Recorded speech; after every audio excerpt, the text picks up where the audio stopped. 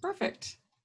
Okay, great. Okay, so my name is Tracy Van Geel. I am part of the London North Centre EDA team. I was very, very excited to be able to help coordinate some of these town hall meetings with the candidates for our Green Party leadership. And today we are very, very lucky to have David Merner, who is one of our main candidates, and Judy N Green. I think Judy, you go with the N, but we'll leave that out. Judy is going to have a little announcement to make as well, so we can. We're lucky that timing is perfect today. We've got an excellent day to be having Judy on the phone as well. So before we get started, what we'll want to do is give Judy and David time to give a little bit of overview about themselves to begin with. And so, 5 or 10 minutes to start. We would like to make sure this town hall is within about an hour and a half time frame. But we also do appreciate that lots of people have questions. We want to make sure you get your questions asked and answered as much as possible. So a little bit before we get started with that, we would like all attendees to put yourselves on mute. We can actually control that from our side, but we'd like you to be on mute so that any background noise, such as anyone's puppies or other things, can not interrupt people who are speaking. We're going to ask that as the candidates are speaking, if you have questions that you would like to ask them, what we'd like you to do is to post them in the chat window. So if you're looking at your screen, you should have something at the bottom that says chat. When you actually, if you post your question on chat, make sure you post it to everyone, and also identify which candidate you'd like to have answer the question, or if it's just to both or either. So, and then what we'll do is I will start watching those, and as people are speaking and talking, I will let you know when your questions come up. You can unmute yourself, and you can actually ask the question out loud, as opposed to only having myself read them for you. We just ask you to be a little succinct to make sure you don't spend too much time reiterating your question. And then the next thing, we're going to really try to ask as many questions and all questions, but please only ask one question at a time, and then we'll make sure we get everybody covered. And we're really trying to be as generous to both Judy and David as much as possible. So we'll try to make sure that we keep a balance. And as Judy mentioned, she has this recorded. So we're hoping to be able to post this to make sure it's available to people afterwards if you'd like to follow up. And that's about all I have to do. And we already have a question.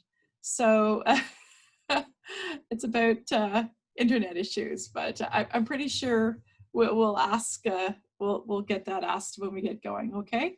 So David, if we're good, can we let Judy go first, ladies first today? Awesome, thank you. Yes, my name is Judy N Green, and one of the questions is, what is the middle initial and why is it important? My father was the youngest of 6, and his favorite sibling was his sister, who died when she was 11 years old.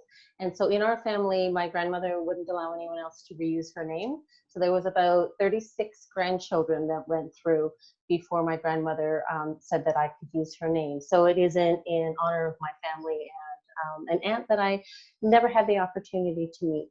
My middle name is Neva, N-E-V-A. It's a little bit different. From being a business person, it actually makes me much more findable on the web, which is kind of an unexpected byproduct of using the name Judy N Green. But it is my legal name the way it is on my driver's license. And I don't expect people to use it when they're introducing me, but when it's written, I do appreciate the N being used. There's one question in here as well, which I will get to. But my background, I better start this. My background is not in politics. I am, I used to say an accidental politician, but rather my campaign manager has says, you know, you didn't choose politics, but politics chose you. And I'm sure that there's a number amongst us here who can relate to that as well, when we realize that circumstances that are affecting us and our families and communities, really the solutions are political solutions. And I was asked during the last election, I ran in West Nova in 2019, and I was asked what the biggest challenge in politics was, and I said the lack of political will to do the hard work that needs to be done in order to, you know, attack and be successful in fighting climate change, as well as the social problems within our country as well as around the world. So those are really my big focuses. If I could possibly have some small part in eradicating poverty, that would be my big, hairy, audacious goal. But my background started as an airframe technician in the Canadian military. I was one of the first women who was turning wrenches on the C-130 Hercules aircraft. No, I cannot fly them, but I can keep one in the air for you. I went on to do my undergrad in computer science, actually started in a commerce program. So I got no electives. Everything in my undergrad was all core courses, either commerce or computer science. Transferred to an honors degree, which I graduated with from Acadia University. Went on to do my master's of computer science at Carleton University in Ottawa while working in a series of high-tech startups. And then I went on to have my own computer consulting firm in Alberta, of all places, working with a number of small oil field companies or companies in support of the oil fields in Alberta. I've lived in 5 provinces across Canada, born in British Columbia, now residing in Nova Scotia, which is the home of my husband, who we're working on 38 years. Well, we've been married 38 years in September. We have 1 son who is serving in the military and 3 grandchildren. And there's just a lot of work that needs to be done to unify this party, to heal old wounds, and to pull people together. We need to invigorate grassroots. We need to provide people on the ground with the tools that they need in order to be successful. Because when we're successful across the board, that's where we're going to start getting seats in the parliament. So we need to be working together. Our greatest strength in the Green Party is that we have membership. We have people on the ground. We have passionate people who are working in their EDAs just like you. And you all need to have the resources you need. There's a couple pet projects that I'm trying to do as I'm running this campaign. And one of them is a mentoring program where we have existing established EDAs mentoring newer EDAs, just to have someone that you can call up and say, you know, I read the stuff on Organizer's Toolkit, but I'm lost. Can you help me? How do I do this? And just having somebody to have an experienced ear as we go across. Also connecting. We tend to be in our own little silos. I see this in social enterprise work all around the country, is that we all tend to be fixing our problems in our own little area and not connecting with people who may already have solutions or may have already done some of that core work that we all have to do. So let's share that and work smarter, not harder. So the announcement that I have is, as of 2 hours ago, I am now an official contestant with the Green Party of Canada. So I will be added to the website and all the bells and whistles and all of the fun stuff coming up as of noon tomorrow. So thank you. You guys have the scoop because I'm not making the official announcement until tomorrow. So you've got special treatment. Okay, and thank you very much. That's awesome. Thank you so much. Oh, I should get my video back on there. Thank you so much. Okay, Judy, we've got some questions, but what we'll do is we'll let David have a crack at it, and go ahead, David.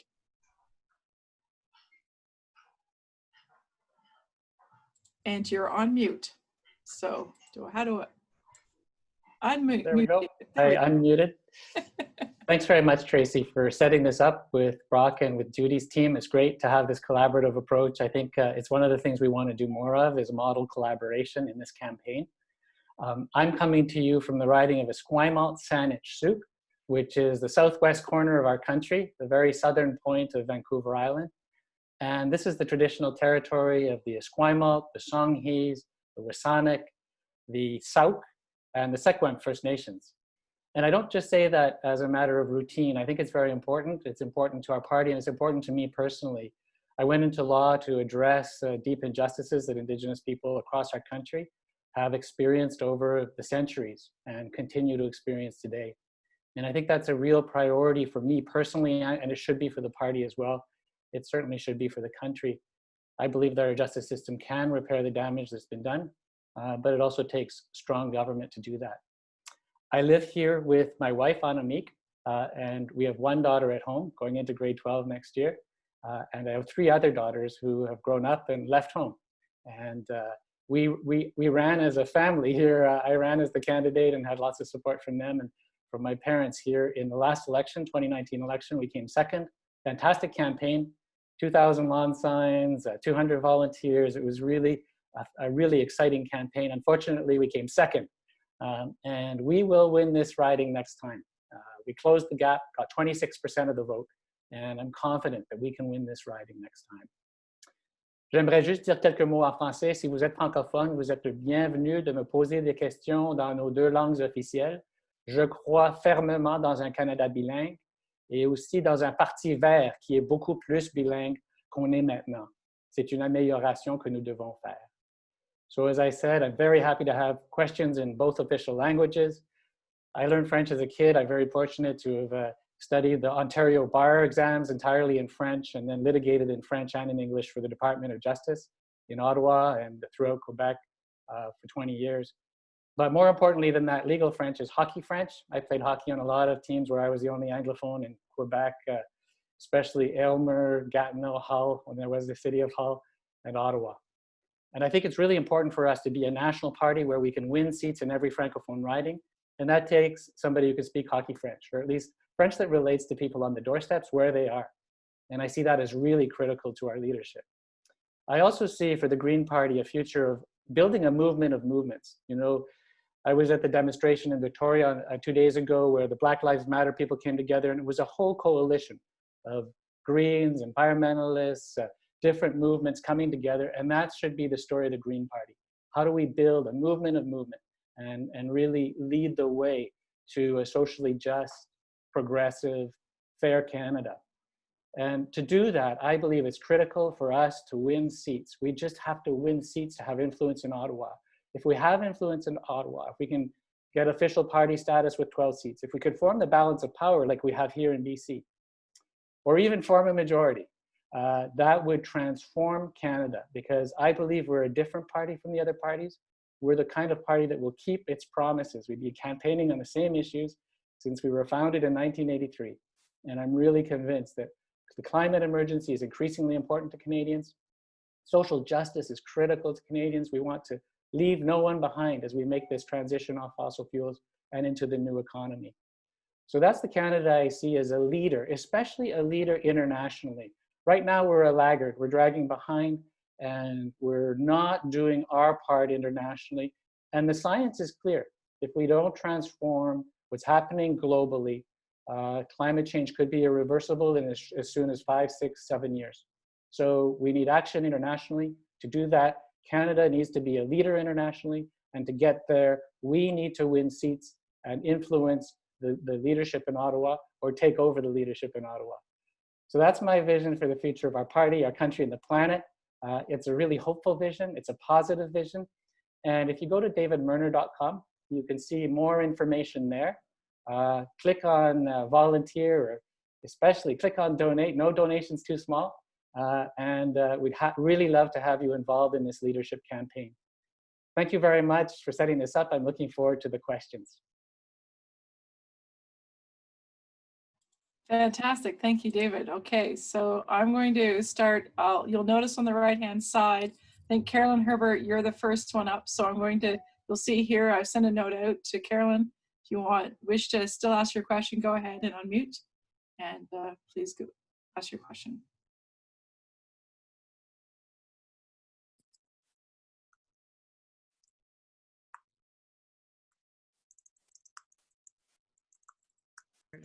Sorry. I was wanting to know if Judy is prepared to share why her name doesn't appear on the GPC list of candidates.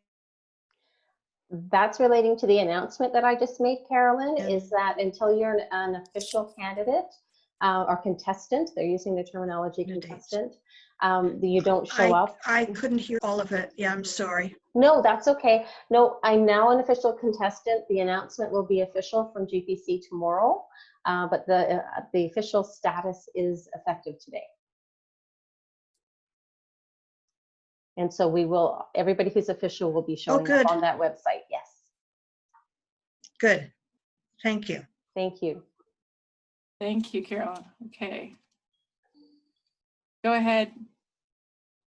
Mike, you're up. Oh, I think you're muted, Mike.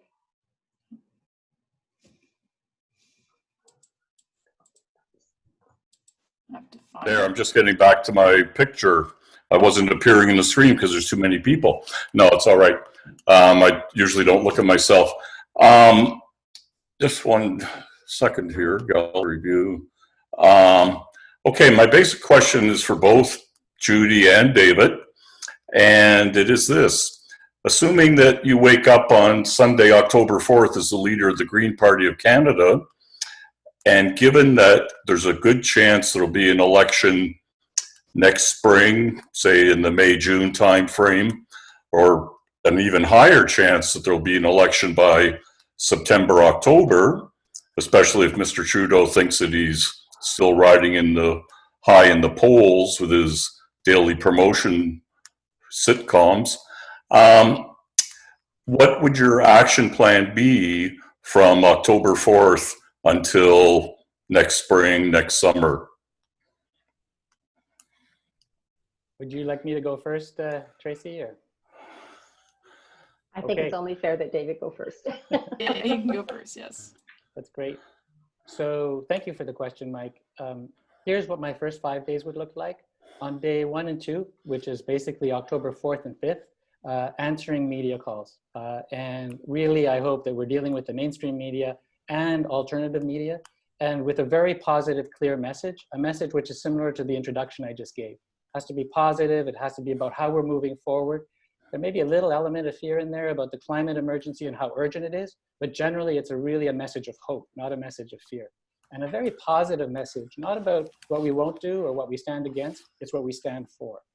On day 3 and day 4, I'm going to start calling our key allies. And the key allies I see inside our party as our EDA chief executive officers, our past candidates, potential candidates, but also externally. We should be calling the people that are part of our movement, all the green organizations, the land trusts, the Sierra clubs, the Extinction Rebellions, the Friday Climate Strikers, and then beyond that, we should be calling key union leaders, we should be calling key leaders in the chambers of commerce and small business leaders, so that in the 3rd and 4th day, people are saying, you won't believe who just called me. He was the leader of the Green Party. He just got elected.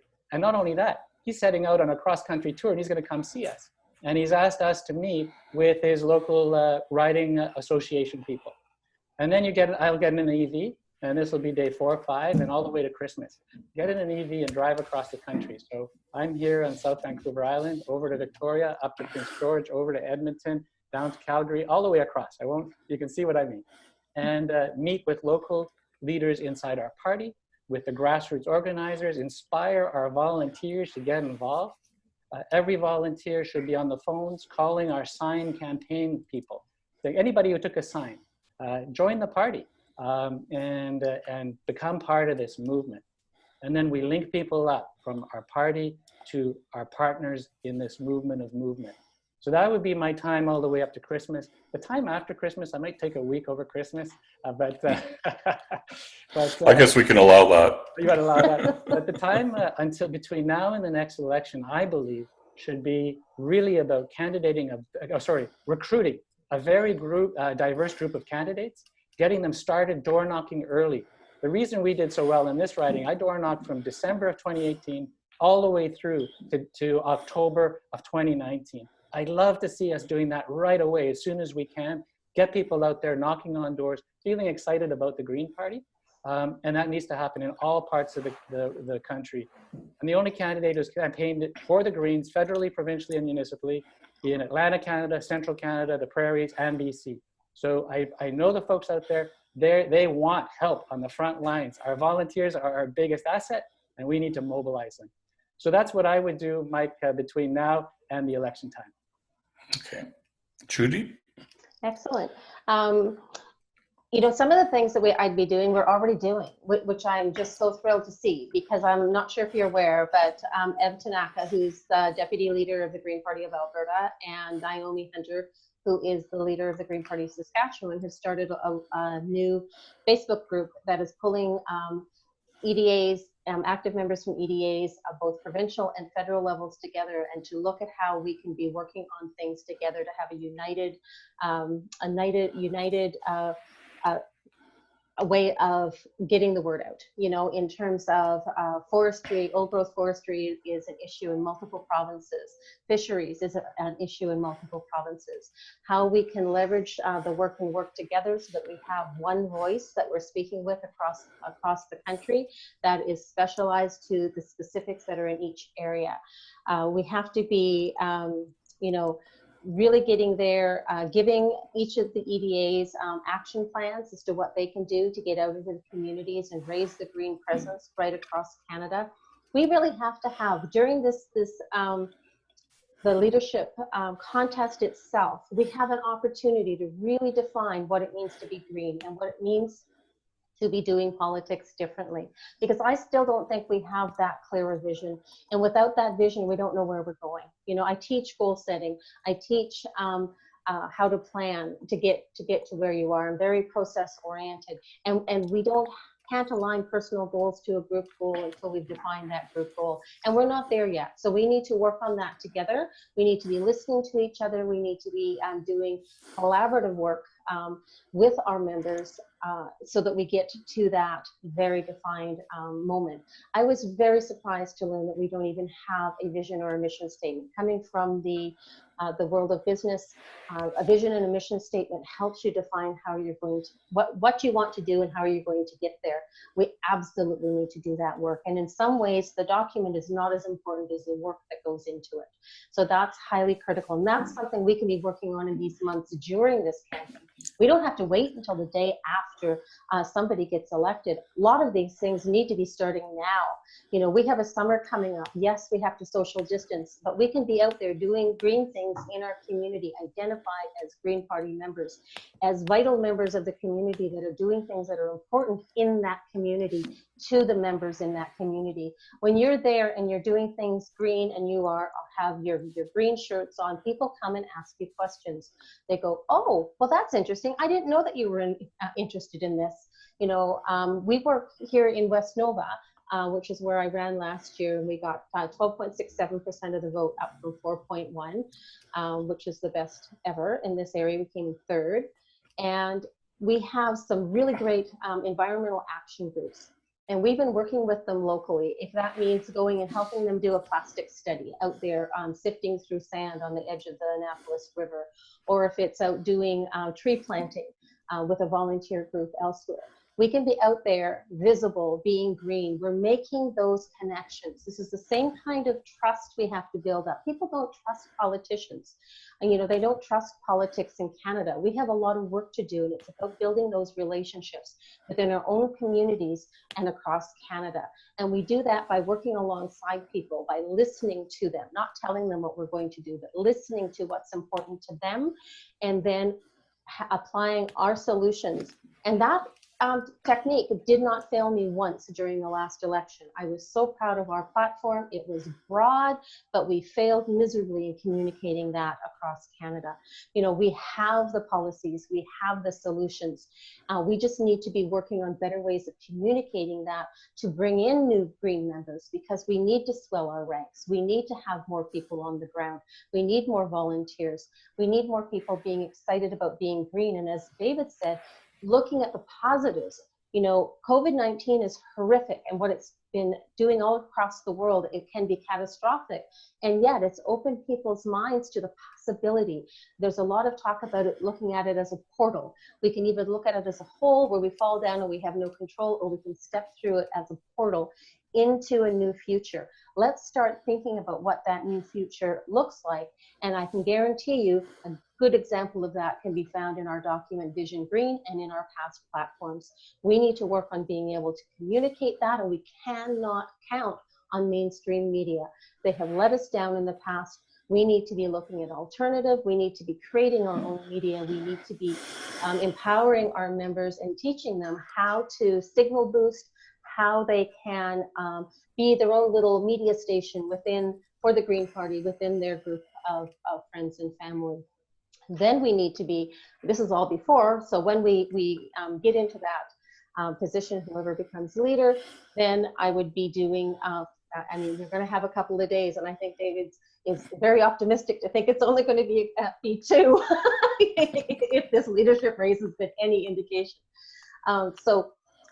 There will be a couple of days. We have to get very comfortable in front of the camera talking to the media, mainstream media, and they're very skeptical of us Greens. So we need to be able to talk to them in their terms, be able to share our solutions in the terms that the more conservative-minded might be more receptive to. And it doesn't mean we're changing our policies. It's just our way of explaining them to people. You have to meet them where they are and take them where they need to be, and that's a coaching term. So we need to be doing that. We'll be prepared for that because we've been doing some of this groundwork going forward. We need to be really looking at how we can provide support to all the EDAs, keep that connection going on, make sure that there's not one person, not one EDA or candidate that will report after the next election that they felt that they were alone. It broke my heart to be talking to as many people as I did who said they were completely on their own. There was one candidate in Montreal who had a paper official agent. She actually was the one who had to do everything herself. That should never happen. We have to organize better to ensure that that doesn't happen. We have to have that support across EDAs so that we can make the wins we need to. We need to be official party status in the next general election. And you know, if all the planets align, I would love to be able to see us be official opposition in the election after that. And I think it's doable, but we have to do the hard work. Thank you. Okay, thank you, Judy. That was that was quite a bit. There's wow. You know, very, very busy. So I'm going to actually, it took us right to the next question that Brock Grills has. So Brock, I'm going to open up if you'd like to, and Michael, if you want to go on mute, and then we'll go ahead. Brock. I think we'll start by asking maybe. I'm muted. Am I good now? You're good now, yeah. There we go. Yeah. Oh, so yeah, I'm. I wasn't going to ask the question, but I wanted to segue kind of right out of what Judy was saying there, and obviously, Judy, like you said, listening is super, super important. But my question was basically Vision Green, which you mentioned, and this is for both David and Judy, is a very vast document. There's a lot of stuff in it. It's a really good document. I read a lot of stuff, and I'm like, yeah, I agree with that. But what do you think, and again, we're not telling Canadians what to think, but what do you think are 2 or 3 platform planks in that, as leader, you think you can sell well and will resonate with Canadians in the next election if you become leader? That's basically my question. Maybe David, if you want to take that one first, because I know that Judy had quite a good response last time. So are you okay if I do that, Judy? Yeah. Okay, great. Okay. Yeah, thanks for the question, Brock. The key thing, I believe, our strong ground, our high ground strategically is the climate emergency. And I think that we're the most credible voice in Canada on that. We've been consistent since 1983 when we were founded. And I really think we need to stay on our high ground. I thought it was a real problem in the last campaign, and it really affected my campaign here in Esquimalt Sandwich Soup, that we got sidetracked. We got talking about abortion, racists in New Brunswick, separatist candidate in Quebec, and we really lacked message discipline. And I think it's going to be very important for the next leader to play a central role in candidate recruitment and making sure that the candidates we bring in understand that in the Green Party, it's the members who set the policy. And the candidates and the leader all have to respect what the membership says. We're a participatory democracy party. That's a core value of ours. And we have to respect that our party has said we're a pro-choice party. So we cannot have candidates who are going off message and saying, well, actually, I don't quite agree with that. We need to be really clear, and our message needs to be consistently related to the climate emergency, but a positive message of how we're going to solve it. So Brock, this adds in a couple of other elements that we need to focus on, especially the just transition. We need a really clear story on how our economy is going to transition quickly to address the climate emergency. And we do have a compelling story of how we get off fossil fuels and onto renewables, and how Alberta is leading the way with solar and wind. You know, the town of Raymond, Alberta has gone entirely solar in its municipal infrastructure. Hinton, Alberta is leading Canada in terms of geothermal energy, turning orphan oil wells into sources of geothermal energy. We need to be putting forward a positive message about how we're going to do that just transition, but also how we're not going to leave people behind. I was born in Alberta, I have family in Alberta, and what they want to hear is, how is this going to happen? And so we need to talk about our guaranteed livable income and free tuition as a key part of this just transition.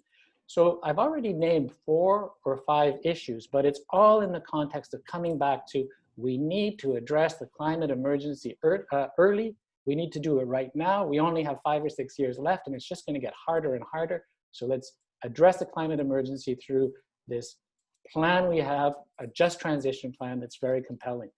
I see that as critical. I also, though, I'm a fan of this 90-page document that we created, our platform for the last campaign, because I have a very diverse riding here. I have military people. We have a huge naval base here in this riding.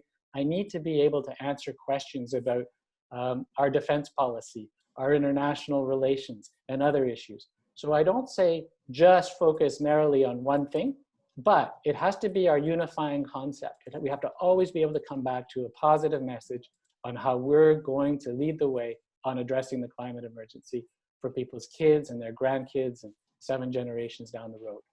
So I hope that answers your question, Brock. It's about the climate emergency and all the related parts, the just transition, free tuition, and the move off fossil fuels onto renewables.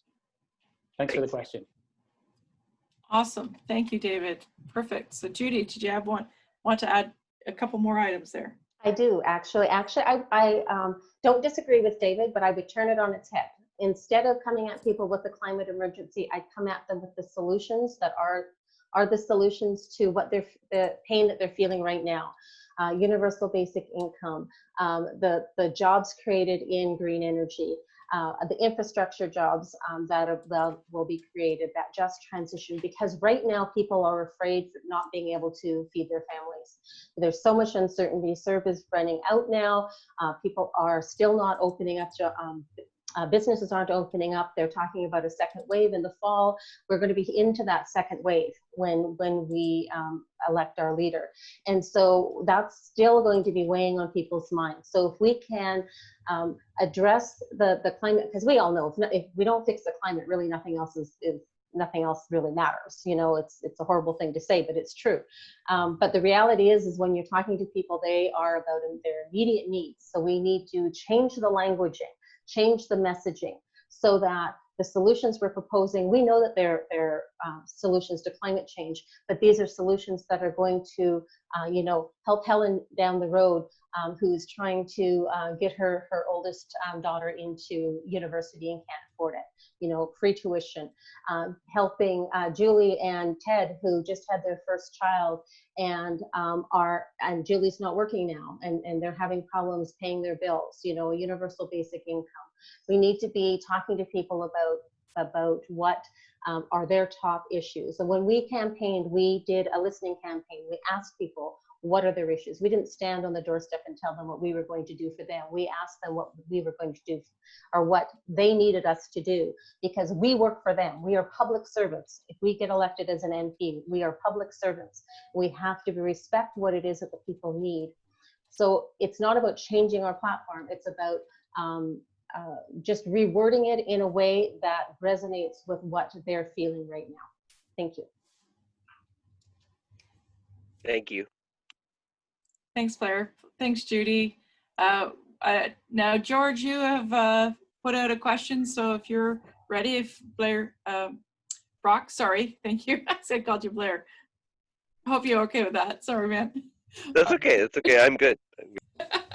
Okay, George, are you ready to unmute and go ahead and ask your question? Yeah, I'm all set. Yeah, so along that same vein, I guess, if you ask people what their number one priority is, I don't think climate emergency is going to be the number one topic. So I'm concerned that we do present ourselves perhaps as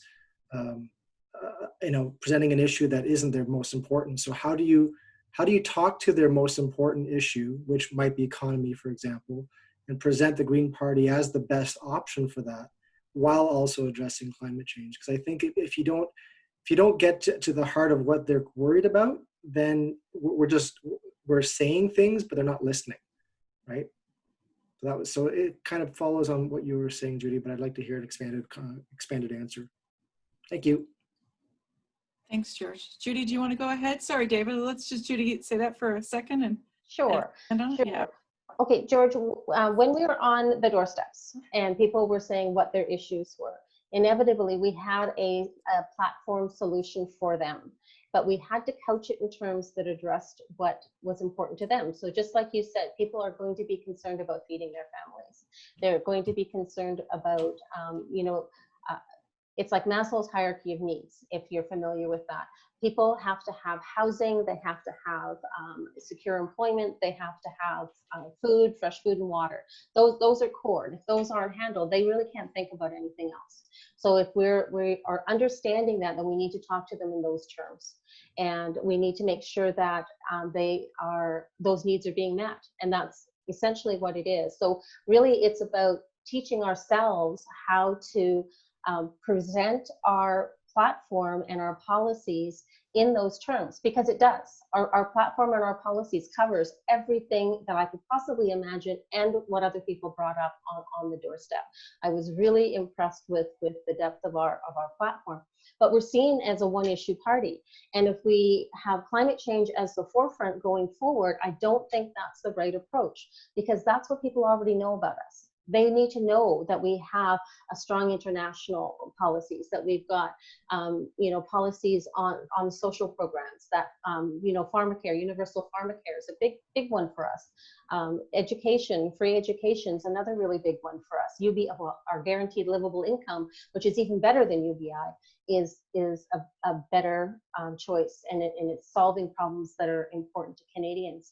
And so it does take some getting into the policies in order to be able to map them to those issues. And so what I'd recommend that everybody who is ever going to go to a doorstep or talk to somebody about our policies, you actually write down the issues that are important in your riding, because it's not the same. Some are going to be the same across Canada, but there's going to be some really unique ones. If you're in a manufacturing area and your main manufacturing plant shut down and tens of thousands of people are out of work, that's going to be a real issue. Maybe you need to be talking about, okay, how can we retrofit this to be producing something for clean energy? What's going to work for us here in our region and what in our area to get our people back to work, doing something that's positive that we know is going to be helping fight climate change, but is helping those people to deal with those immediate concerns that are going to be at top of their mind.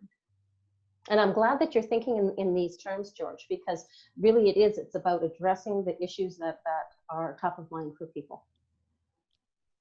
Thanks, Judy. I think, David, you'd like to jump in there? Thank you. Great question, George, because I think the listening part of this is the critical part. When we started knocking on doors in December, people would say to us, why are you here? Is there an election on? They couldn't understand what we were doing so early. And we would say, we're listening. We sincerely want to know what you're concerned about. And so we did that for about 6 months, basically all the way through until the end of May. And then in June, we started shifting our campaign because we had 6 months worth of data and conversations, and we had a sense of what was important to people on their doorsteps. And we would always relate to that. What are the issues that matter to you? And by the time you've done 6 months of door knocking, you often pick up on things. For example, if there are small shoes or a bicycle on the front lawn, or there's obviously kids in the house or maybe grandkids, you start off there, and because often talking about future generations and what the kids are saying about what's important to them comes back to some of the priorities around climate change and addressing global warming. But you're right, we don't start with that. We start by listening. On my website right now, if you go to davidmerner.com, you'll see a listening tab. And I'm really interested. I'd cross the country in February and March, meeting with EDAs, Calgary, Regina, all the way across. I made it as far basically as Montreal and started coming back towards central Ontario and didn't make it because of COVID-19. But during that trip, I heard a lot from Greens who were really, really concerned about better organization, much more competent support, helping our frontline volunteers and building EDAs. So that's really helped to shape my leadership campaign just by having had a chance to talk to Greens like that. And I think it's the same thing, whether it's a riding level or within the Green Party or on a national campaign. The first part is listening and then connecting to people on the things they think are important. In my riding, as I mentioned earlier, the military is a really important issue. People want to know about that, especially when you're knocking on doors on the military base. But the other issues out here are poverty. I also live in a rural, urban riding, so it's a mix. And in the rural areas, are really concerned about agriculture. So those are the issues we would talk to on the doorsteps. In terms of our core issues, though, I really do see the climate emergency as a way of pulling people together around a common vision of what we need to do. But we have to do it in the way, I agree with what Judy was saying earlier, very well said, that we have to do it in a way that connects with the day-to-day lives of Canadians. I'll just end with this short story. I was in Montreal in November, met with 50 candidates and campaign managers and campaign teams. They were so angry. They were really, really angry because they said this was our chance. We had 500,000 people marching in the streets of Montreal with Greta Thunberg. People were really mobilized. They really could see that the climate emergency is something critical that we have to deal with. And they were hoping for a real orange wave like Jack Layton had. They thought this is our time for the Green Party to take off. And it didn't happen. And it's partly because I think we got dragged off into areas that the NDP wanted us to talk about. Like I said earlier, abortion and racism and all these other things that weren't really seen as core to our national message. So on the doorsteps, we connect with people and their concerns. Nationally, we need real message discipline around what we stand for and how we really are the leaders on guaranteed livable income. We've campaigned on that way longer than the NDP. Jagmeet Singh just joined us on that issue 2 weeks ago. We should celebrate that. We've campaigned way longer than the NDP on national pharmacare. And then when we're on in a conservative environment, we also say, and we'll balance the budget. We've costed out all these promises. We know exactly how much they cost. And we also have figured out the revenues. So we match up revenues, we match up the costs, and we're the only party that's taken it to the parliamentary budget officer over the last 3 campaigns and asked them, are our numbers right? Have we done it right? So that we're also seen as a credible party. So that's how I would campaign. You're right, it's very situational, and it depends whether you're talking on the doorsteps, talking nationally, and who you're talking to. Thanks for the question. Thank you, David. That's awesome. So I have the next question up is, it says from Corey D, but I think I'm told that it's actually Carol. It is. Hi. Ah, there you go. Yeah, I'm just on my husband's computer in the car in Alberta. Did you want to go ahead? Pardon me? Go ahead. Go ahead. I'm just wondering, my question is about how you envision your relationship with candidates and your support for candidates as the leader of a party. I ran in the 2015 and 2019 federal elections and also in the 2018 provincial election. And you can see from Mike's question that's going to follow sort of an issue that we have here in London in terms of supports and interaction, and just wondering how you will be as a leader. I think it's my turn to start. Is that Yeah, correct? absolutely, dude. Sorry. All right. Sorry, go ahead. Thank you very much for that question. And I totally relate to what you were saying. I just told the story about meeting the Montreal candidates and how sort of upset they were about the lack of support. They felt that they weren't being properly supported, and it was a bit about English and French. They felt that our party is too unilingual. They were getting their lawn signs entirely in English. But in places like London and here in Esquimalt-Saint-Luc, we really need support from Ottawa in a systematic way. And I think a key thing is for us to be able to start early and to have personal contact with the leader regularly. My plan would be every 2 weeks to have a meeting with past candidates and people who are newly nominated candidates, and create a sense of team and a sense we're in this together. You're getting a debriefing from the leader on what the leader's up to, and then the leader's hearing from you on what we need to do better as a party. I'm a real fan of continuous improvement. And then in the other, I'd also say another 2 weeks is the leaders should have a direct relationship with campaign managers and chief executive officers of riding associations, because we really need to be able to build on the ground up in 338 ridings. We got 1.1 million votes last time. We need to move to 3 or 5 or 7 million to actually form the balance of power or form a majority government. And that takes all ridings really becoming competent. I think we have about 25 ridings in Canada that are really set up and working. And I heard from so many candidates. You know, I walked in, there was no money in the bank. There were no volunteers. It was like I was starting from scratch. I couldn't believe it. And I felt like I was hung out to dry. And there's some really disheartened candidates out there. And I want to come in and say, in this cross-country tour I told you about earlier, look, we need you back. We need our best candidates back. We really are going to give you direct support. I'm going to take personal responsibility as a leader for connecting with all candidates, campaign managers, EDA, chief executive officers, and take it seriously. Building from the ground up takes organization, and it takes leadership, and it takes somebody who can get the staff in Ottawa to work together with our frontline volunteers. And even more importantly, because we have a small staff, we have hugely talented volunteers that want to help out nationally. You know, we have PhDs and master's, people with master's degrees. They're experts. They really know what they're doing. They've campaigned before. So let's spread that knowledge. We're on Zoom now. We have the technology. Let's do it. So that's basically how I would try and get our grassroots mobilized. And I love that question. Thanks. Thank you. Yeah, I love that question too. You know, I was one of those ridings. I showed up expecting to work on someone else's campaign. They didn't show up, so I put my name in. In June, I started with the previous candidate from 4 years ago that hadn't even sent out a single email to anybody in the riding, and $36 in the bank account. We ended up raising over $16,000 and came in third. So we have a team on the ground now, and I want to keep them going. So I think part of our problem is that if we ramp up, and I see this both provincially and federally, we ramp up for a federal election and then we go away. We have to keep growing. We can't be taking 2 steps forward and 1 step back. We have to be growing and have plans to grow.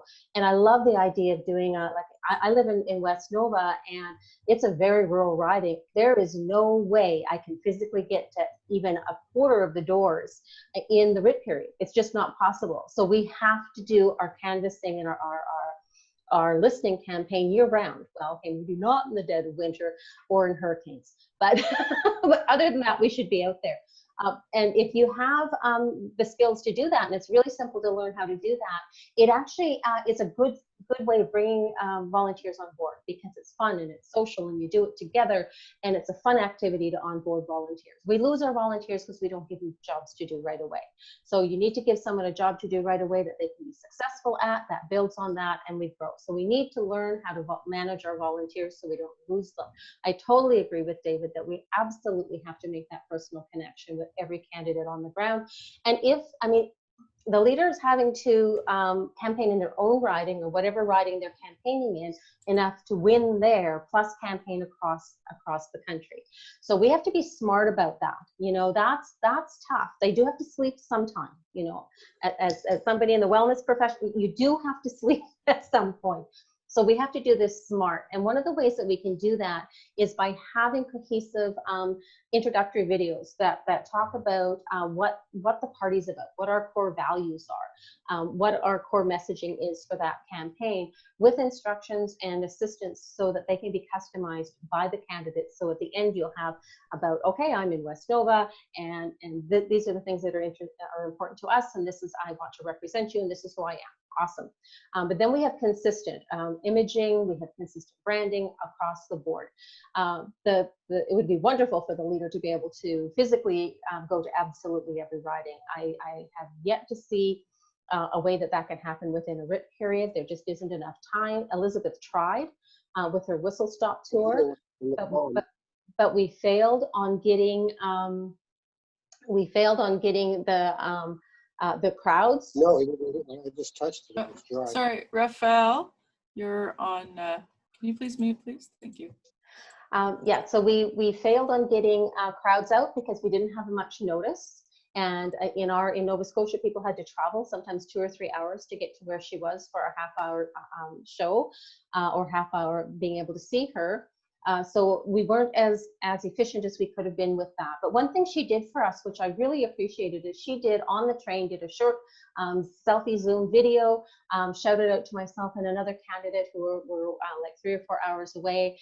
And we were able to use that as a personal connection, you know, having the leaders say the candidate's name, introduce the candidate, say something nice about the candidate can go a long way, even if they can't be there in person. You know, so we need to be also respecting the EDAs and not, I have a real cognitive dissonance over parachuting candidates into an EDA. I think that the EDAs should have the right to say who can be running in their contested nominations. And there needs to be that conversation, not overriding what the EDA wants to do. Which unfortunately I've heard some of that come back during the kind of the looking at what happened in some of the other ridings, the stories that have been told. So I think we have to be careful with that. We need to be respectful of our volunteers, respectful of our EDAs, respectful of the candidates in those ridings who know their people best, know their communities and how best to message into those communities and provide them support if they need some support in that. But yes, we need to have a much more connected, hands-on. I would love to see the roles of the deputy leaders brought into play a lot better in terms of getting this messaging out. And if the leader can't possibly make it, we would love to see a deputy leader be able to be in that riding and campaigning with that candidate and being visible in that riding and really being smart about capturing that activity and using it in the messaging to the benefit of the candidates and those ridings. Thank you. Thanks so much. Thank you. I'm going to actually ask David to take on the second part of, I know that this is the second part that Mike has posted here. Mike, you had talked a little bit more to what Carol's point is. Did you want to just say a few words? Yeah, sure. As everybody knows, the campaign last fall focused on what were deemed a very small number of winnable ridings. I think there was about 10 or 12 maximum. And we were at 13 or 14% in the polls when all of that strategy was being devised. But yet, one of the three MPs that for us that managed to get elected was, of course, Jenica Atwin in Fredericton, who was not one of the chosen few, shall I say. And here in London, as an example, we did not get a visit from our leader, even though she'd previously run in our very riding. Mr. Singh was here on the day the writ was dropped, and he paid 3 more visits to London. Mr. Trudeau was here 3 times, and Mr. Scheer was here once. Numerous people asked me personally, and I'm sure they asked many of my colleagues, where's Elizabeth? Why isn't she coming to London? And in Canada, I think most people would agree, the image and impression that people have of the party leader is a very critical factor in determining who they vote for. Party policies and platforms are wonderful, but if you don't have the leader to project them and the leader that is trusted by the voting public, then you're not likely to do as well as you might otherwise. So my question, I guess, is really just to hear your comments, David and Judy, on that subject. Okay, so thank you, Michael.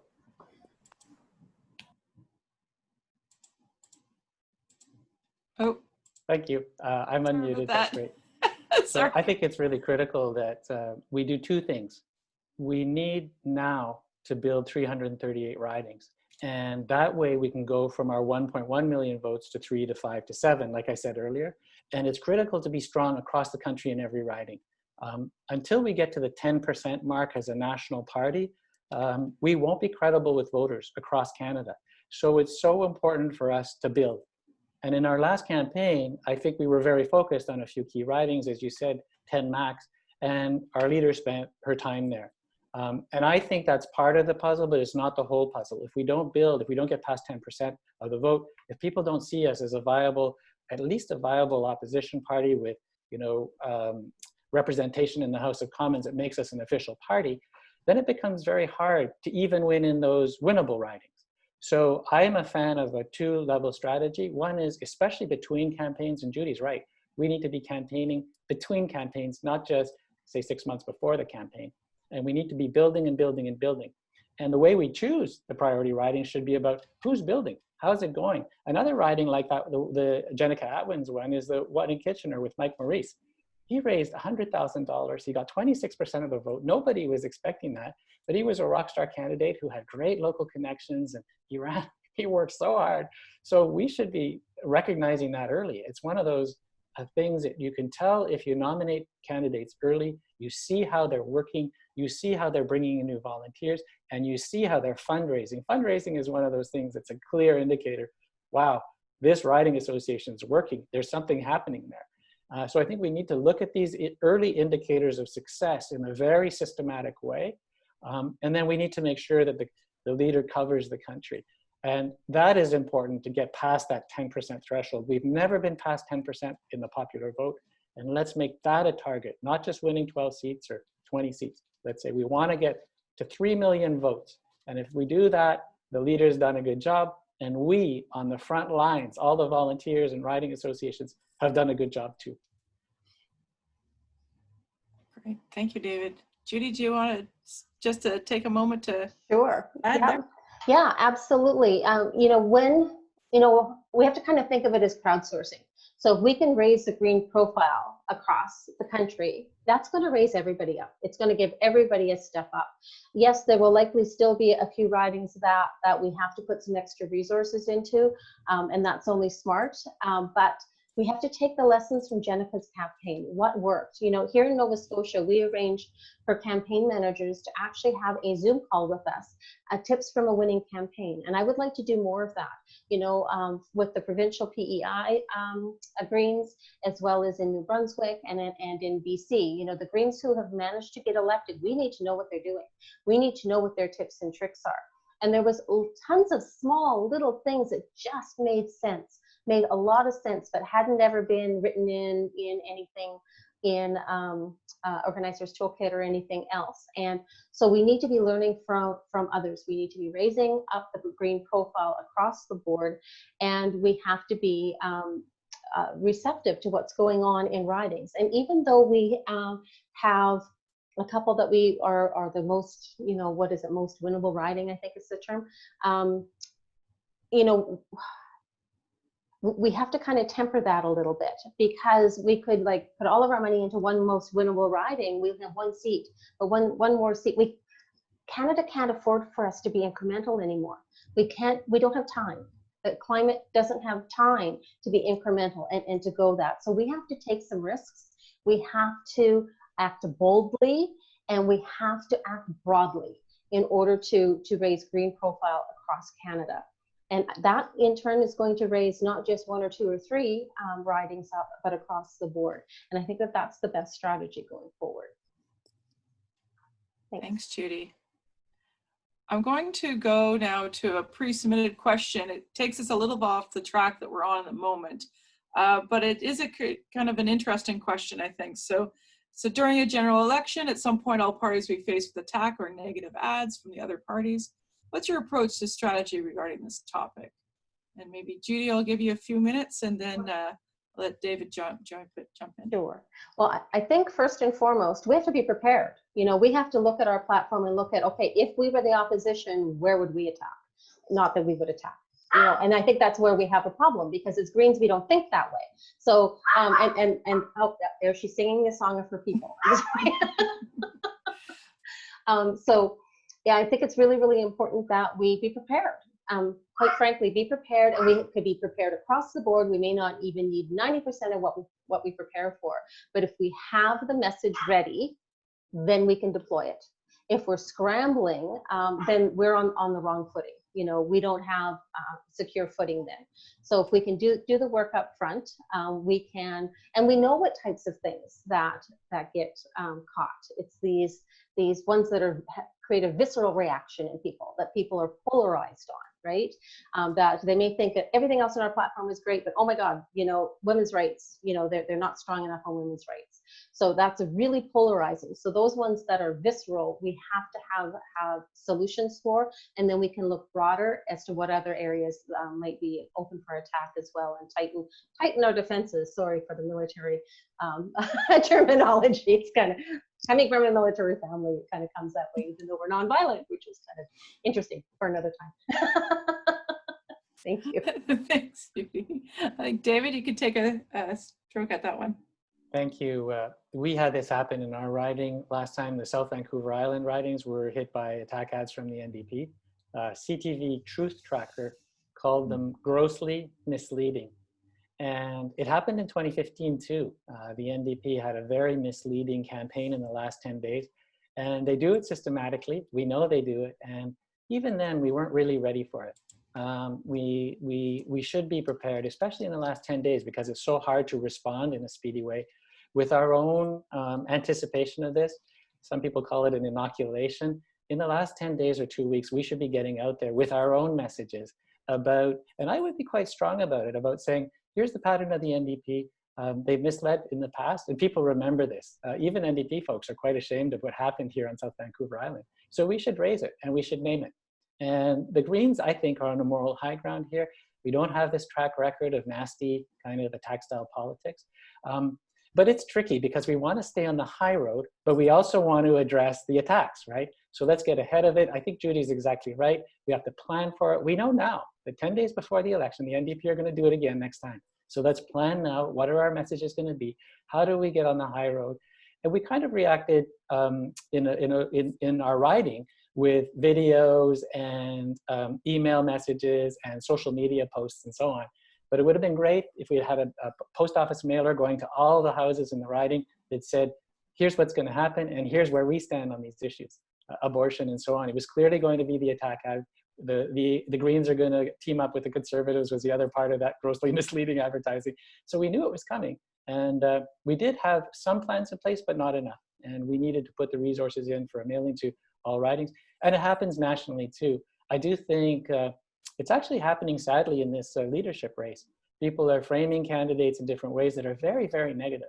And it's almost, it seems to me, un-green, where people are saying, we can't have a white guy as the leader. And Glenn Murray and I are looking at each other saying, okay, is this part of the green values? I don't think so. So it's going to be very interesting to see how we handle these attack ads internally. My approach so far has been to try and stay on the high road, to say, well, we're an inclusive party. Diversity is a key principle for us, and diversity means including everybody. But it's really interesting. There's some nasty negative attack style politics going on in the leadership race itself, which is a bit of a surprise because I kind of expected of the NDP. I don't expect it of Green members. And so we're having to manage that now on the leadership campaign. Stay on the high road, name the behavior, identify the behavior for everybody, and stick to your core values. And I think if we do that consistently in our communications, it'll come through. Canadians don't see us as one of these typical political parties. They see us as different, and that's a core strategic strength for us. We're different. We don't communicate like the other parties, so let's stick to it. Thanks for the question. Oh, excellent. Thank you. Okay, so Peter Chidiak, you're on deck for your question. Hi. Can you hear me okay? Absolutely. Yes, we can. Okay. So what I was wondering what each of you consider to be the major shortcomings of Canada's current foreign policy with the Trudeau government, and how can the Greens distinguish ourselves and maybe suggest new approaches that would resonate with the voting public? Judy, do you want to take that one on? I would love to take that one on. I've thought about this long and hard. Foreign policy is not my strong suit, so I've been doing quite a deep dive, and having a background in computer science, I can go through a lot of data and bring out the salient points pretty quick. And what really seems to me is that we're not consistent. We're not consistent in the application of trade deals, of anything across the board in terms of human rights abuses. So where we have our core values, human rights are core to the Greens. And so this is not going to happen overnight, but I think that the benchmark should always be that we have, when human rights are not being adhered to, then we have to have policies in place on how we would deal with that, what our sanctions would be, how we would deal with it in trade deals, how we would deal with it across the board. But the trick is that it needs to be applied. We can't have certain countries getting a friends and family discount in terms of human rights. We need to be consistent. And this really shows up in a very contentious situation with Israel and Palestine. We keep getting pulled as Greens back into the BDS discussion. And I think what our problem is that really what we're looking at is an equitable solution across the board for behaviors that are not consistent with what we expect of baseline human rights across the world. And that needs to be our focus. And we can't be letting it be colored by our most, what is the term, most valuable trading partner or something like that. There's a number of friends that we have, even within the NATO organization. We really need to be looking at how we deploy our military. And our military should really be a peacekeeping force. When I served, that's what we were. And everybody I know, not one person joined to go shoot people. I can guarantee you that. They joined to serve their country or be in a position to be able to protect our country if that need arose. And as you see, we're using our military in much different ways with the increase in weather-related and climate-related catastrophes in our country. That's what they're really going to be called on to do. So let's prepare them for that. Let's not be sending them off to be doing the bidding of other countries, and sometimes it turns out to be in the benefit of corporations, which is completely demoralizing to soldiers on the ground. My own son was deployed to Afghanistan and was quite upset with the realities on the ground there and how it differed from what he was told going into that operation. So we have to be really consistent. And if we are sticking with human rights, then that needs to be the baseline upon which we make those decisions. Thank you, Judy. Great, thanks. David, go ahead. Peter, just briefly, I'll answer this question by talking about what I see as a major threat to Canada and to world peace, but also a major opportunity for Canada. And I'll start with the positive. The major opportunity, I think Canada can look at other countries like Norway and Sweden, and they have a very, very sophisticated soft power approach to international relations, where they're mobilizing allies around peace building and peacekeeping. And I think that there's a model there that Canada used to be seen as a leader in. We were, always keeping up our end of the bargain in terms of helping the third world. Trudeau promised in 2015 that as a proportion of GDP, we would meet our UN obligations in terms of supporting third world countries, and he's failed. That was another broken promise. He's failed to do that. So I think orienting ourselves towards this soft power of being a respected, like Judy says, a country that's consistent about enforcing its own principles and living by its own principles is really critical. And that ties into the green movement, because we should become a movement of movement. We're part of the global Greens. And for us to resonate globally, I think, is a very powerful thing for Canada. We're the fourth largest producer of fossil fuels. We export huge amounts of fossil fuels around the world. But if we can say, we figured out how to transform our economy, we created the largest job creation project in Canadian history by moving off renewables, off fossil fuels onto renewables, building an east-west grid. We really have a vision of how to transform, and we're living it every day in Canada. Then I think we connect with this movement of movements internationally where people say it can be done. If Canada can do it, we can do it. And then we support them in our foreign policy, especially in the third world countries with our checkbook, because they need help. So rather than investing in things like getting onto the Security Council, which has been a massive investment, which I don't think is going to pay off, we invest in building the movement of movement, because Canadians have the reputation, again, for being a global leader. So that's the opportunity I see.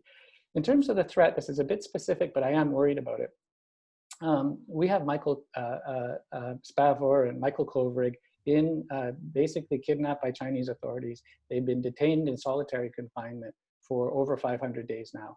And the values that the Chinese leadership is basically running its foreign policy on are shockingly inconsistent with ours. We can see it in Hong Kong right now. We can see it in the South China Sea. And this is literally, especially for me as a British Columbian, this is in our neighborhood. It's a long way away, but it's really important to us. And so I see what China is doing as a real threat. And once we get a new president in the United States, fingers crossed, hopefully what we can do is figure out how we bring together our natural allies, the US, New Zealand, Australia, who share these concerns with us, and really figure out how we pivot towards the Pacific with our Navy. Obama did that. It was the right thing to do. He saw this coming. And so I see us as taking the threat from China as a very serious threat. And the Trudeau government has been almost, well, I'd say irresponsible in cozying up to a dictatorship that is more and more out of line with concentration camps for its Muslim Uyghur community, its treatment of the Hong Kong democracy movement, and so on. So I see that as a major threat for us. I don't say that in a way to scare people. I say it as we need to pay attention to this over the long term. So thank you for the question, Peter. Thank you, David. Okay, I'm going to pivot a bit to another pre-submitted question. And I don't know exactly all the information that the person was looking for this question, but I'm going to do my best to represent it, which is, with the COVID-19 pandemic causing major debt to all government budgets, now more than ever, it is important to explain, where does the funding for Green Party come from?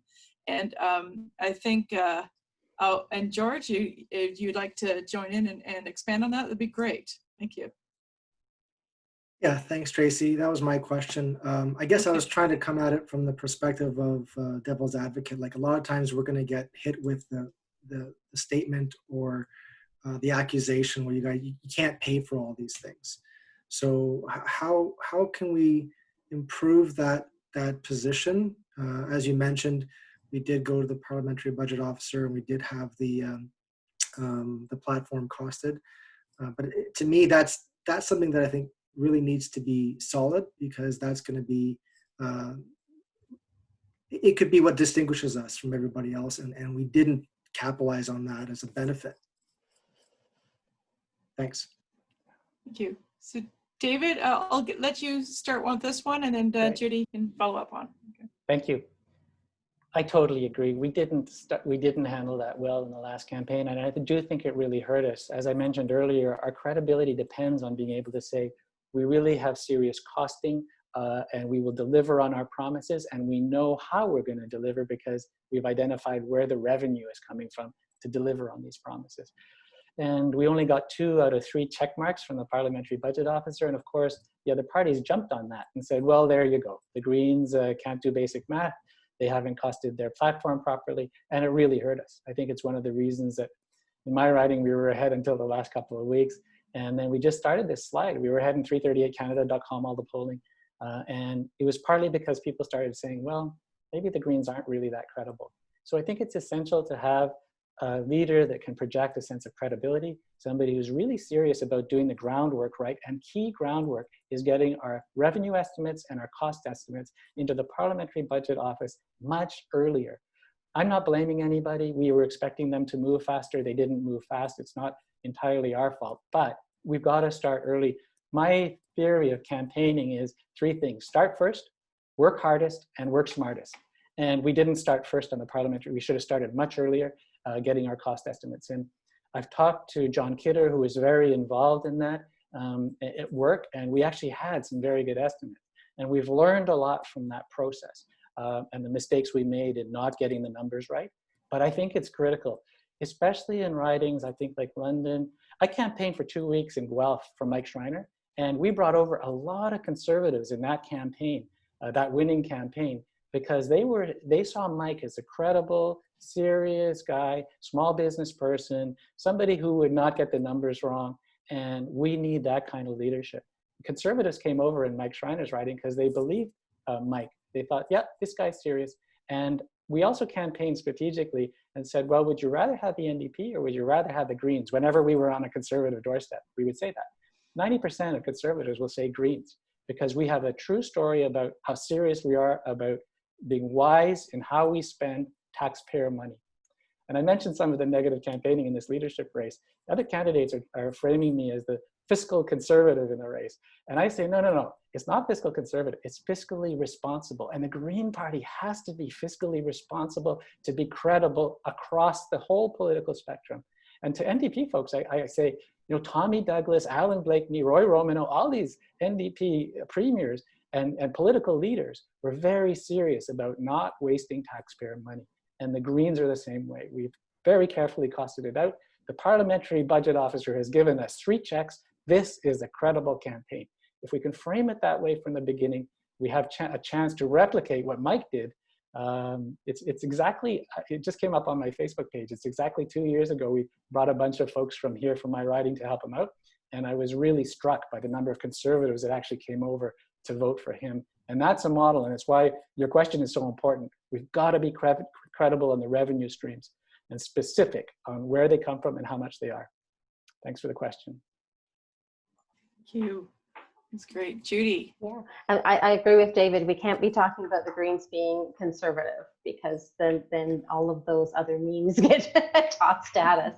But we are absolutely fiscally responsible. Yes, we absolutely have to get our costings in earlier so that we get them right and can present them at the same time as we present the platform. Having that split hurt us. So we need to have them at the same time.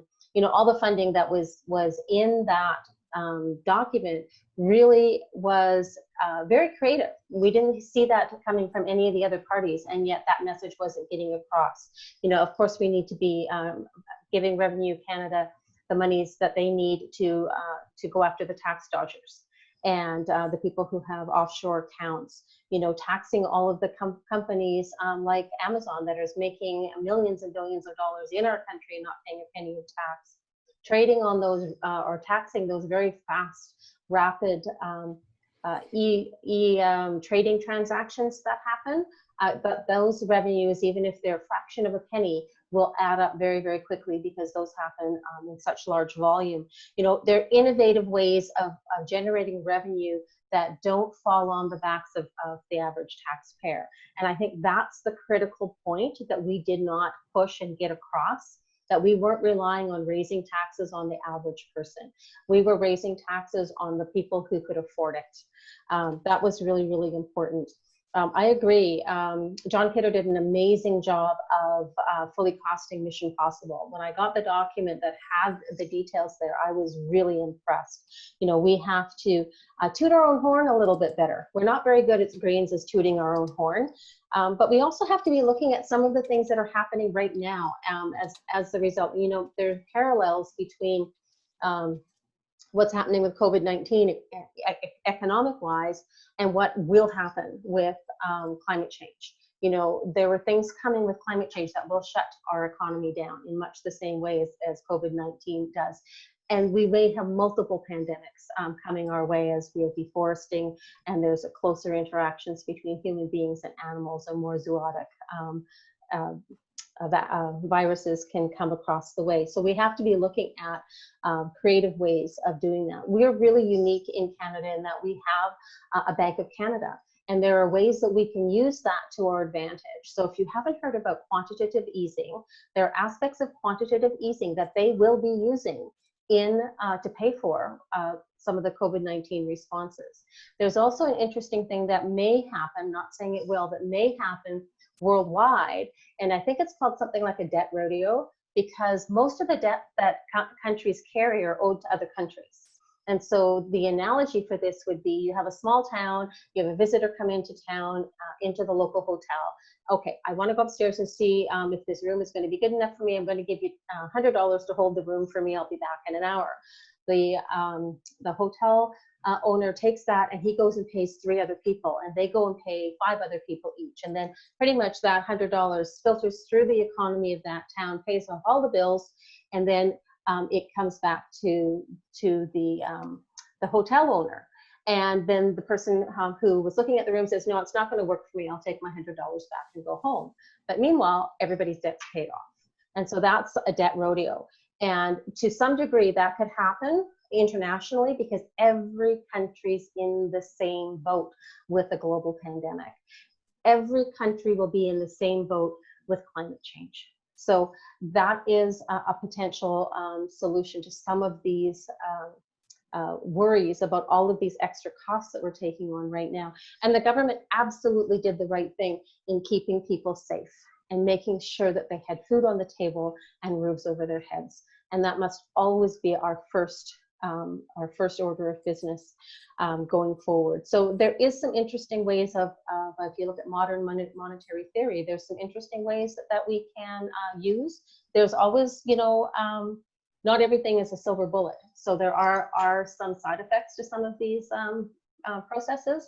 We have to be well informed and make the proposals with an abundance of caution and knowledge. But just know that there are some options available out there that we need to explore. Thank you. Thank you, Judy. I think, George, you had a bit of a comment. Did you want to share that related to the terminology? Yeah, so along the lines of having a different approach that's drastically different, sometimes people could call this out as a revolutionary way of thinking.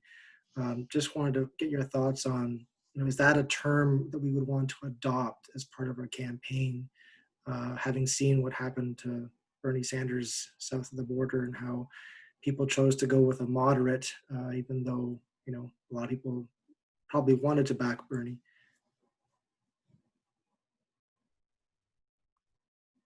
So go ahead, David. Okay, great, thank you.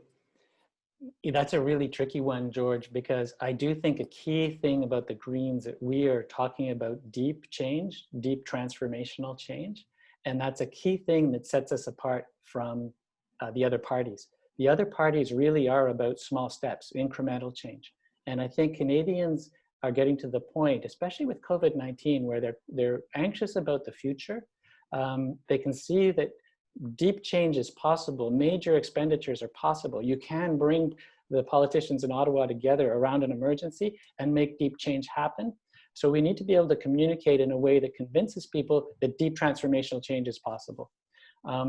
I've done that in my work life. I was a Ministry of Attorney General lawyer here in British Columbia, responsible for justice transformation. And if you know the justice system, you know that judges and lawyers and court administrators are not entirely enthusiastic about change. So vocabulary became very, very important, right? It became really important to make deep change happen without people getting worried and fighting us. I made a couple of mistakes in it because I was a total advocate of deep transformational change, but our deputy minister said to me, I don't want to hear that word transformational again. And he was right. So if you go to Civil Resolution Tribunal, you can Google it.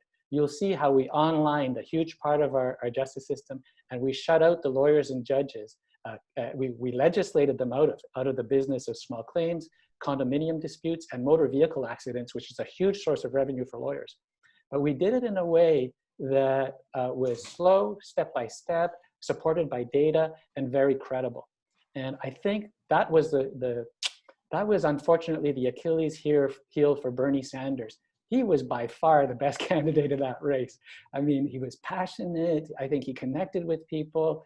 He and Elizabeth Warren, I thought, were head and shoulders above the others. But I think everybody rallied around Biden because they realized that we have to beat Trump. And to do that, we need somebody who's really credible with all Americans, not just with Democrats. And I see the exact same thing happening in this race.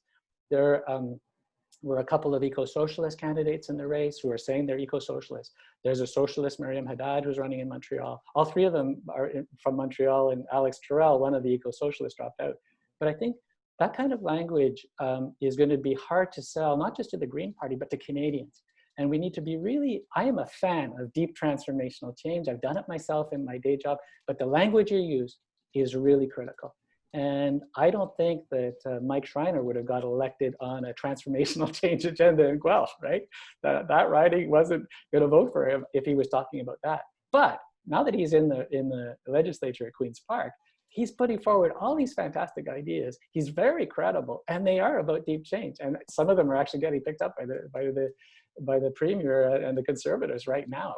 So I think that's how we approach it. Language is important. Let's be really careful how we sell our transformational change agenda, and let's not compromise on it. We are for free tuition. We are for guaranteed livable income. We are for national pharmacare. We are for national daycare. We stand for all these really deep changes in how our government operates, and we have a solution on the most important issue facing human civilization, which is rapid change to address the global climate emergency. But we have to be really careful to do it in a way, as Judy was saying earlier, that relates to the people down the street, that people can relate to and feel isn't a scary thing, but it's a positive thing. That's how I'd handle that one. Excellent, David. Judy, do you want to add? Sure.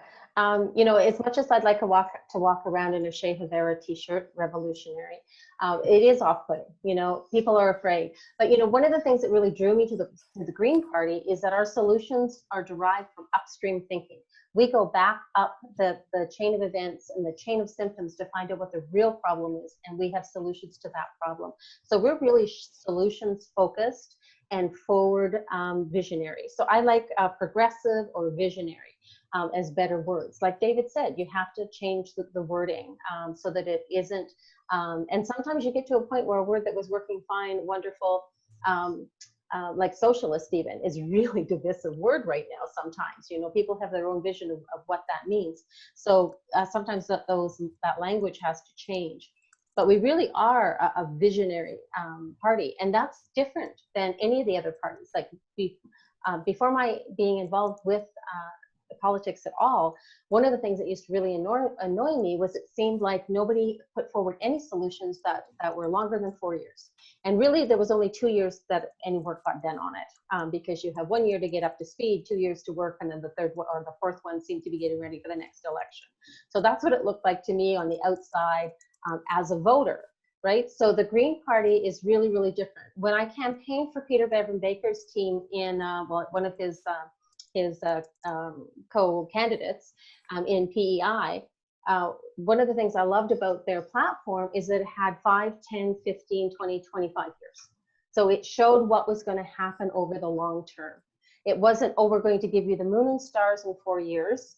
It was, in order, this is the problem, in order to get to where we need to be, these are the steps we need to take.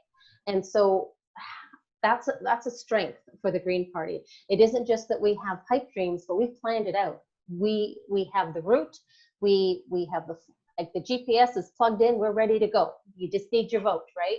So if we can have the languaging that way and really show people that we're solutions-based, that we want to really solve the underlying core problems. And some of those are going to take generations. You know, poverty and everything that goes along with that, anything to do with generational trauma, that's going to take multiple generations to solve. But we have to start now, and we have to have a goal of where we want to be. And that's something that the Greens are different. That is something unique to us. And so that is something that we can leverage going forward. So thank you. Thanks, Judy. I actually have a question that I've posted here. I would be interested to know. So I perceive that the other larger parties that have a lot of votes and a lot of candidates and a lot of money also probably have a lot of people that they can draw on from their party ranks to provide policies for all areas.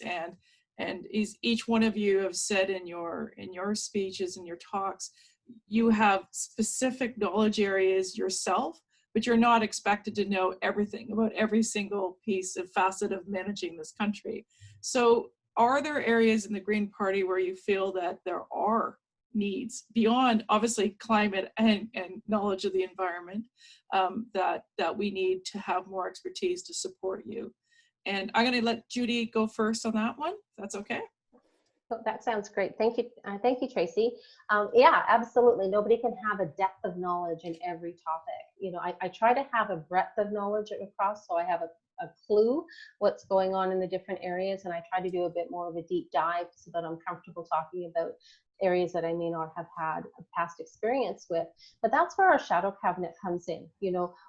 And I think we can do a lot to strengthen our shadow cabinet and to provide them with pools of resources as well. So additional members, this is another way of getting our membership involved. You know, those PhDs and the master's people and people who've been working in international realms and in these different areas are wanting to help. They want their expertise to be used. So we need to be pulling them in and putting in a structure in place that works for those shadow cabinet members. And they can be adding industry experts that they are comfortable with and know as well, so that when something happens, they can have a deep dive too. Because even something as broad as international policy, you know, the background and the details that happen in every single country are so complex. You know, we live in such a young country that we have a couple hundred years, you know. When you're talking about China, tens of thousands of years of history and politics that have gone on in that country, no one person is going to have up to date understanding of what's going on in all these areas. So they need to have those resources to draw on, and we need to have the structure in place so that when we have to do a media statement or the leader has to speak on an issue, that we need access to that information very, very quickly, and that it doesn't fall squarely on only the members of the shadow cabinet. There needs to be a team behind them that they can then draw on as well. And then we're actually growing new shadow cabinet members from those pools of topic areas. So it's a way of growing our volunteers in through the process and growing more leaders from within. Thank you. Thank you. David? Yeah, great question, because I think we need to be organized in the Green Party in a way that really empowers people a lot more. You've heard the criticisms of us being a one-issue party and a one-person party, and we really need to broaden out. And I look at the candidates who are running in this leadership race. There's so much talent there. It's amazing. And a lot of diversity, a lot of different ideas. And a key thing for the next leader, I believe, is pulling people together into a team. A book was written about Abraham Lincoln and his cabinet. They called it Team of Rivals. And he brought together all the people that ran against him. I'd love to bring together this talent that we have in our leadership race. We're running a fantastic race right now, way more interesting than the Conservative race, way more diverse candidates, much more sophisticated and skilled. And so I think that creating a team of rivals after this is all over would be a fantastic thing to do. My experience is that it will be tough for us to do everything, but if you're willing to empower people and share power, that is huge. And one of the ideas I've been kicking around, and if we had more time, I'd do a little poll. I always like people to raise their hand. I'm not going to do it here because there's two of us, but is the idea of co-leadership. And the New Zealand Greens, the German Greens, the UK Greens, and recently I was at their annual general meeting in October, the Alberta Greens changed their constitution. They all have co-leaders. And I really think that's an issue we should explore so that we don't have this sort of pyramid traditional political structure of one boss. I hate that approach to politics, and I like the idea of a systematic sharing of power. Judy, I think you're exactly right on the shadow cabinet, huge talent there. And also making sure that we're clear on where people's strengths really are. It's not about personal contacts or favoritism, it's what you're good at. I figured out with my team how to bring 25 young Greens to campaign in our riding from across Canada. We have people from PEI, Nova Scotia, everywhere between here and the Atlantic coast coming over. And that was organized by my daughter, Sarah. And whenever she needed help, you know, I'd help her out or our team would help her out. Our campaign manager wasn't entirely thrilled. She thought, this is going to take a lot of work, supervising these 25 young people coming from across the country. But thanks to Sarah and being able to build, they created their own program. They named it Paint the Island Green. Great. They said, we want to take over your Instagram account and social media accounts. Great. And we gave them the power. When they needed help, we were there to help. Otherwise, we didn't, you know, we weren't going to tell them how to run Instagram. Some of them really knew how to door knock. They taught the others. So that, I think, is a bit of a model of how the leader should be empowering our fantastic people in our party. We keep coming back to that, Judy and I. And I'm a real fan of this idea of how do we share power more systematically Last point, I don't think, middle-aged white guy like me is going to be the best person to recruit the full diversity of candidates. And so what I'd like to do is say to people like Sarah, can you go out and help me recruit young people? Say to other people in this race, could you go out to communities you know well and recruit people? And if I can do anything to help, I will. I'll be there for you. But I'd love you to be a leader. And so I'm backing you up, and I'll be there. If you want me there, you just tell me and I'll be there for you. And I think if we create a team approach, the political science data is clear. Women are more likely to run in political parties if they're recruited by women, and especially if they're chief executive officers of ridings. They're more likely to come in. Local leadership is critical in recruitment. And so what I'm really about is empowering others. And I think the key thing for the leader is who is the kind of leader who listens, who empowers, and who lets others be leader, so that the next generation of leaders is really ready to go when it's time to go after I leave as the leader. Great answer. Thank you both. Okay, I'm going to say, I think we don't have any further questions on the chat line.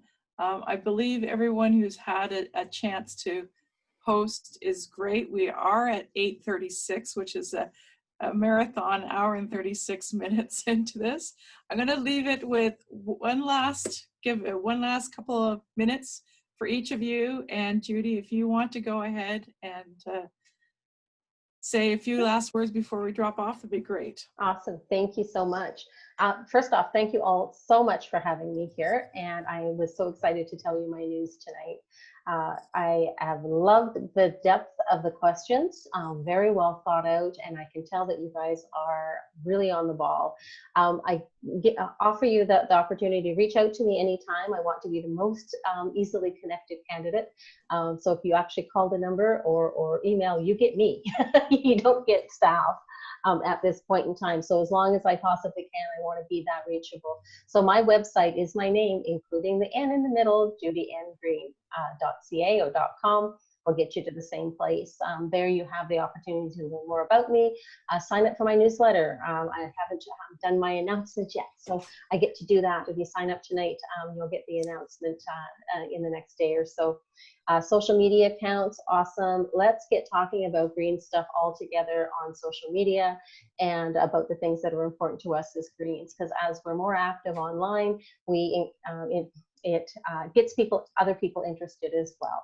So really it's about growing the teams, growing leaders from within, building relationships, building trust, and growing the vote. We hadn't talked about that yet today. Really, that's where I always have a problem when people say, well, you're taking votes from the NDP or you're taking votes from, no, I'm not taking votes. They aren't yours to be taken from. The votes belong to the people. The people are the most important, the constituents are the most important people on any campaign team. And we need to treat them as such. We need to earn their trust so that they trust us with their vote. And we must treat it kindly and with integrity and intent. So if you have questions at all, reach out. I look forward to talking to you on any subject. And I'm just loving this opportunity to reach out and see Greens and meet Greens all across Canada. I wish we were there. I'm a hugger. This not social distancing thing is killing me. I'm gonna watch out the first people I see when I get out. I can see some grins. There's others who can relate. I can tell. I can tell. So yes, so I am really excited. And I will just echo what David said. The candidates we have in the Green Party race, the least amongst us is head and shoulders above the best of the Conservative leadership candidates. And that's a lot to be proud of for our party. Thank you. Thank you. Good thumbs up from Peter. That was good. Great. Okay, David. Thanks very much. I'd like to leave everybody with one challenge, which is if you're not a member of the Green Party, please go and sign up. It's really important to actually be a member to vote in the leadership race. But here's a real challenge. If each one of you went out and recruited one other person, we could double our numbers. We're at 23,000 members right now. If every one of us just went and sold a membership to a family member or a neighbor or a work colleague or whatever, we would double our numbers. And that would be a huge transformation of our party. You could say to them, I don't know, you could take a funny approach. You could say, we have a sale on, it's only $10. Or you could take a serious approach. You could say, you know, this decision is really the most important decision that the Greens have taken in 14 years. It's critical for us to determine the course of our party.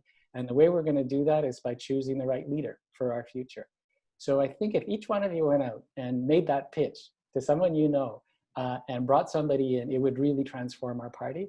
And so I see the responsibility is with each one of us as party members to get out and do our work on the ground. But I also see a lot of responsibility on the shoulders of the leader. And the leader needs to be able to project a vision about the future of Canada, one where we're a leader globally, where we're really showing the way as opposed to obstructing the way on deep transformational change. It also has to be somebody who listens well, somebody who's willing to cross the country like I did in February and March. And I hope again, after COVID-19 travel restrictions are raised, to come and see you guys so that Mike, you'll be able to say, yeah, well, the Greens are coming to London. And I'm a real fan of, I went all the way, like I said, through to Montreal and then back through Kingston, Belleville, and then I got stuck in Toronto and had to come home. But I hope to fix that in August and September and come and see you guys. It'd be really great to be face-to-face, maybe in a public park, six feet apart. That's my plan right now, if we're allowed to do it. And then somebody who really is serious about building our grassroots volunteers, building up 338 EDAs, somebody who's done it before in all parts of the country. I told you about campaigning for Mike Schreiner. I campaigned for Megan Mitten in Memramcook, Tantramar, New Brunswick, a very francophone riding.